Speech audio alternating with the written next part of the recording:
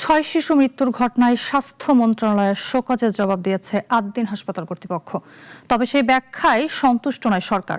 স্বাস্থ্যমন্ত্রী বলছেন, হাসপাতালের লিখিত জবাবের ঘটনায় সুনির্দিষ্ট ব্যাখ্যার চেয়ে অপ্রাসঙ্গিক তথ্যই বেশি ছিল। তাই বিষয়টি নিয়ে আবারও বৈঠকে বসে পরবর্তী সিদ্ধান্ত নেওয়া হবে। হাসপাতালে সন্তানকে সুস্থ করে বাড়ি ফেরানোর আশায় ভর্তি করেছিলেন অভিভাবকরা, কিন্তু সেই হাসপাতাল থেকেই একে একে বের হয়েছে ছোট ছোট 6টি প্রাণহীন দেহ। রাজধানীর আদ্দিন হাসপাতালে চিকিৎসাধীন অবস্থায় 6 শিশুর মৃত্যুর ঘটনায় দেশজুড়ে তৈরি হয়েছে উদ্বেগ আর প্রশ্ন, কি ছিল মৃত্যুর কারণ? এই প্রশ্নের উত্তর খুঁজছে সরকারও। অপেক্ষায় ছিলেন হাসপাতালের জবাবের।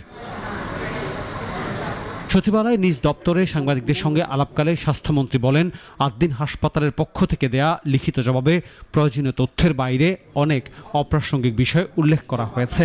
ঘটনার মূল প্রশ্নগুলোর স্পষ্ট উত্তর সেখানে পাওয়া যায়নি। প্রয়োজনীয় যে তথ্য, সেই তথ্যের বাইরে অনেক গল্প কাহিনী ওনারা করেছেন, যেগুলি আমাদের কাছে গ্রহণযোগ্য নয়। তারা ইচ্ছা করে না, এইসব নানান কথা অনেক গল্প করেছে, অনেক 4-5 পৃষ্ঠা লিখেছে। এগুলো বুলেট পয়েন্ট কিছুই লেখেনি, বেগ রিপ্লাই।